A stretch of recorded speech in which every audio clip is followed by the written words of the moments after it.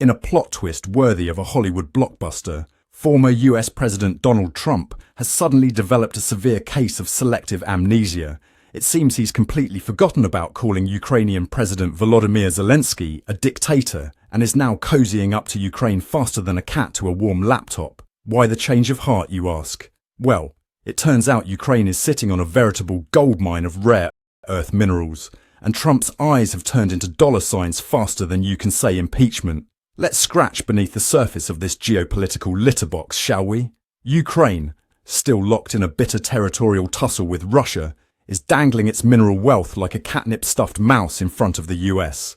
We're talking about a treasure trove of elements with names that sound like rejected Pokemon characters: neodymium, dysprosium, cerium, and lanthanum. These aren't just fancy Scrabble words. They're the secret sauce in everything from smartphones to stealth fighters. President Zelensky, in a move that's either brilliant or bonkers, has proposed his victory plan. It's essentially saying, hey America, want some shiny rocks? All we need is a few tanks and missiles in return. It's like trying to trade your holographic Charizard for a nuclear submarine, but somehow it's working. The plan aims to leverage Ukraine's estimated $12 trillion worth of mineral resources to secure long-term military and economic support.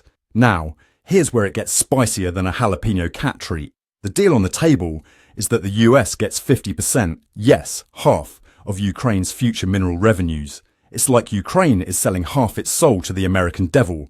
But hey, when you're facing down the Russian bear, you'll trade just about anything for a bigger stick. Trump, meanwhile, is strutting around like the cat that got the cream, claiming the US has already given Ukraine $500 billion in aid. But hold your horses, or should I say, hold your Persians, because the actual figure is closer to $119 billion. It seems Trump's math is about as reliable as a cat's promise not to knock things off the table. Zelensky, however, isn't just rolling over and showing his belly. He's demanding ironclad security guarantees in return. After all, what good are minerals if you're annexed by Russia faster than you can say borscht? In a recent statement, Zelensky said, "We are not a nation of freeloaders. We understand this war has lasted for 3 years." Meanwhile, Trump has been quoted saying, "We need to get the money back," referring to US military aid to Ukraine. It's like watching two tomcats negotiate over territory, with the world as their back fence. The implications of this deal are huge, my friends. It could reshape the global supply chain of critical minerals, potentially breaking China's chokehold on the market. Currently, China controls about 90% of the processed rare earth supply. This deal could be the hairball in China's geopolitical throat. But let's not forget the risks. This deal could also paint a big shiny target on Ukraine's back for resource-hungry adversaries. It's like hanging a free mice sign in a neighborhood full of hungry cats. The environmental impact of increased mining activity is another concern, potentially turning parts of Ukraine into a lunar landscape. The deal still faces significant hurdles. Ukraine's parliament needs to approve any agreement involving natural resources, and there's growing public concern about selling off the nation's mineral wealth. It's like trying to get a group of cats to agree on dinner. Good luck with that. European allies are watching this development with a mix of curiosity and concern. NATO has already committed to granting Ukraine $40 billion in military aid for 2025. This new US-Ukraine deal could potentially shift the balance of support and raise questions about Ukraine's post-war alignment.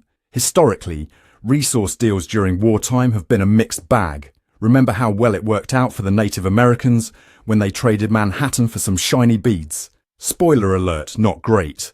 Ukraine might want to brush up on its history before signing on the dotted line.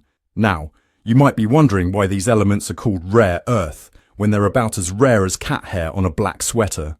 Well, it's not about scarcity, but rather the difficulty of extraction and processing. It's like calling tuna rare because your cat can't open the can by itself. As we watch this minerals madness unfold, one can't help but wonder, is Ukraine trading its future for short-term security? And how long before Trump starts tweeting about how he single-handedly saved the world's supply of magic space rocks? If you're as shocked as I am about this rare earth romance, don't forget to hit that like button faster than a cat pouncing on a red dot. Leave a comment telling me what you'd trade for a nuclear submarine. Wrong answers only. This whole situation is more twisted than a cat's yarn after a 3-hour play session. It's a high-stakes game of geopolitical monopoly, with Ukraine as the unexpected wildcard.